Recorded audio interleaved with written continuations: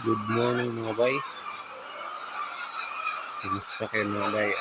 Sa araw na to, gagawa tayo ng video mga bay tungkol sa mga bakuna na ating ginagamit mga bay. At kung kailan tayo nagsisimula magbabakuna.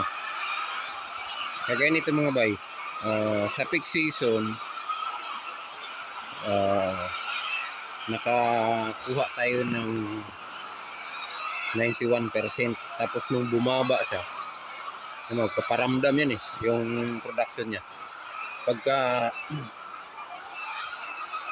umaalon-alon na yung kanyang production mga bay, kailangan meron na tayong handa na pangbakuna.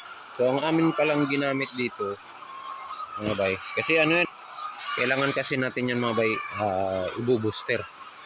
Kasi kumbaga nailabas niya lahat yung mga una niyang itlog. So ang ibig sabihin, kailangan niya na ng follow up mga bay. So ang una naming pagbabakuna dito nung nag-edad siya ng 26 weeks, 26 or 27 weeks. Yun yung unang pagbabakuna namin dito. Dali ang ginawa namin diyan, pinatakan natin ng dalawang mata yung ang ating mga manok at saka dalawang araw na vitamins. Tapos binigyan natin sila ng doxy ng pang isang linggo. So yung doxy colistin mga bay na 20%, pinahalo natin sa ating feeds sa pagkain. Bali ang dosage niya mga bay ay 2 kilos per ton doon sa doxycolistin ang ating ginagamit. Kaya ngayon, hindi naman gano'ng kalaki ang binagsak niya kasi nag-88% siya. Tapos napaakyat natin ulit dahil doon sa binigay natin na bakuna at saka antibiotic. Kaya ngayon mga bay, kung makikita ninyo, namumuti na naman ulit ang mga itlog niya at saka balik na naman tayo sa 91%. Kapag 91% mga bay, sa panahon na to, sobrang mahal ang itlog. Tiba-tiba yung kita dito mga bay. Biruin mo ang kanyang kinakain 15, tapos ang kanyang production halos 20 case na. Biruin mo yun kung gaano katindi yung kanyang kita. Kaya dapat talaga sa panahon na to, mapangalagaan ang gustong ating mga manok mga bay. Tsaka maganda talaga yun magpaganda ng production kasi taglamig, hindi ka mahirapan.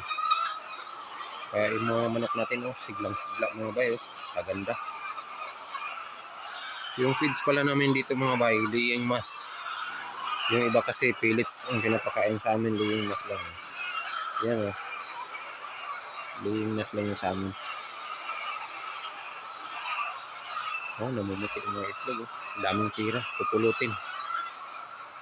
Daming puluting pera.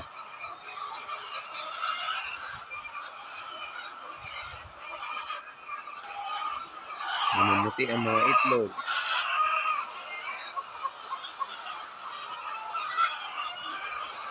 At sana mga bay, nakatulong sa atin ang video na to.